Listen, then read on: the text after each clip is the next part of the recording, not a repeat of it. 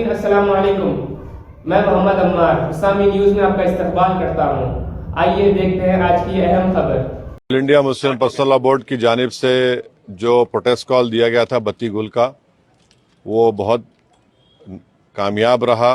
गैर मामूली उसका स्पॉन्टेनियस रिएक्शन रहा और ख़ास तौर से तेलंगाना, हैदराबाद और कर्नाटका से जो अभी तक हमारे पास रिपोर्ट्स आ रहे हैं, पूरे लोगों ने बिला लिहाज मज़हब मिल्लत इसका साथ दिया है। मैं उनका शुक्रिया अदा करता हूं। और इस प्रोटेस्ट करने का एक ही मकसद है कि हम नरेंद्र मोदी गवर्नमेंट को ये पैगाम देना चाहते हैं, ये मैसेज देना चाहते हैं कि आपने जो वक्फ अमेंडमेंट एक्ट 2025 बनाया है वो वक्फ बोर्ड के मफाद में नहीं है। वो वक्फ बोर्ड को बर्बाद करता है, वक्फ की प्रॉपर्टीज़ को ख़त्म करता है और ना उससे कोई रेवेन्यू में इजाफा होने वाला है। तो ये हमारा प्रोटेस्ट इसीलिए था और क्योंकि जो कानून बनाया गया वो अनकॉन्स्टिट्यूशनल है, हमारे संविधान के फंडामेंटल राइट्स के आर्टिकल 14, 15, 25, 26 और 29 का ग्रेव वायलेशन है। इसीलिए ये प्रोटेस्ट कॉल दिया गया है। आइंदा 1-2 हफ्ते के बाद ह्यूमन चेन का भी प्रोटेस्ट होगा, राउंड टेबल कॉन्फ्रेंस होंगी। तो ये हमारा प्रोटेस्ट उस वक्त तक चलता रहेगा जब तक नरेंद्र मोदी की हुकूमत इस बिल को वापस नहीं लेगी। मैं आप तमाम का शुक्रिया अदा करता हूं जिन्होंने इस बत्ती गुल प्रोग्राम में हिस्सा लिया।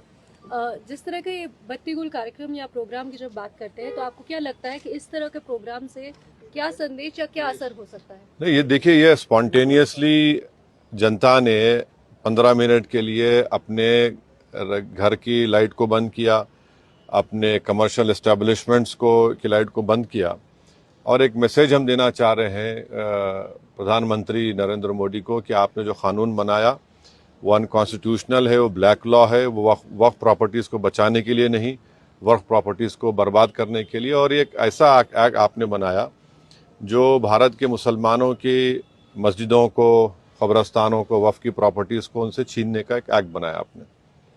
जिस तरह का अभी माहौल बना हुआ है देश में, आतंकवादी जो घटना हुई है, आपने भी उसको कंडेम किया है, लेकिन ऐसे हालात में आपको लगता है कि देश में अगर अंदरूनी तौर पर इस तरीके से विरोध होगा? नहीं, देखिए, जहां तक पहलगाम में जो हुआ है उसको तो हम आउटराइटली कंडेम कर रहे हैं और करते रहेंगे।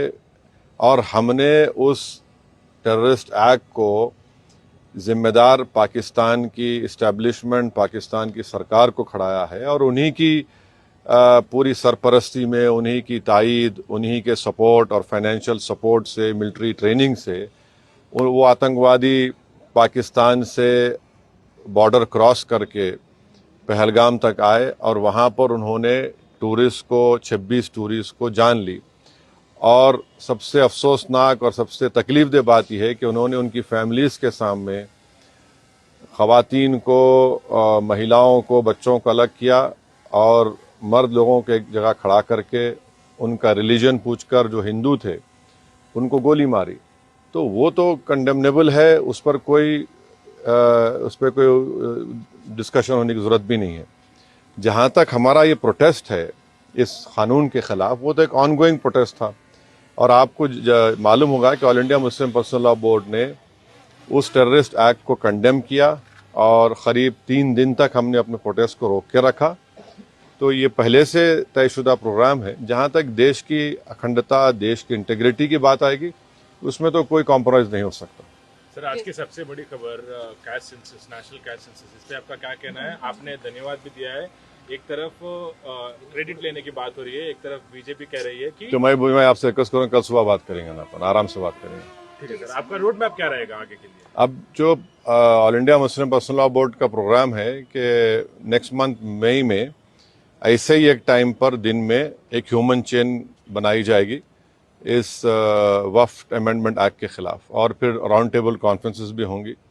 तो बकरीद से पहले 6 जून तक ये प्रोटेस्ट प्रोग्राम चलेगा। बाद का program all India Muslim personal law board तय करेगी। कांग्रेस अपनी तरफ से जो है आंदोलन कर रही है, प्रोटेस्ट कर रही है, तो क्या एमआईएम क्या आंदोलन कर रही है? जैसे वो इंदिरा पार्क में भी एक प्रोटेस्ट करना चाह रहे थे और किस बारे में? इसी को लेकर तो अब हर एक कर सकता क्या है। एमआईएम भी ऐसा कुछ प्लान कर रही है? नहीं, देखिए, हमारा जो प्रोटेस्ट प्रोग्राम है वो all India Muslim personal law board के ही उनके इंस्ट्रक्शंस पर, उनके साथ हम प्रोग्राम कर रहे हैं। आप जेएसी जॉइंट एक्शन कमेटी और नहीं, हर कोई प्रोटेस्ट कर सकता है, इसमें क्या, उसमें कोई दो राय नहीं। मगर हमारी पार्टी ने फैसला किया कि हम under the umbrella of all India Muslim personal law board ये प्रोटेस्ट प्रोग्राम करेंगे। आपके नौनिहालों की तालीम और तरबियत के लिए हुसामिया नौनिहाल हाई स्कूल हजरत मौलाना नईमुद्दीन हुसामी की निगरानी में चलाए जाने वाला Husamia Naunihal high school recognised by the government, तजुर्बेकार माहिर असातिज़ा की निगरानी में तालीम, इंग्लिश मीडियम के साथ असरी और दीनी तालीम, जूनियर और सीनियर कंप्यूटर लैब, छुपी सलाहियतों को उभारने के लिए indoor game, seminar, Islamic quiz, सीरतुन नबी जलसे, ड्राइंग, पेंटिंग के अलावा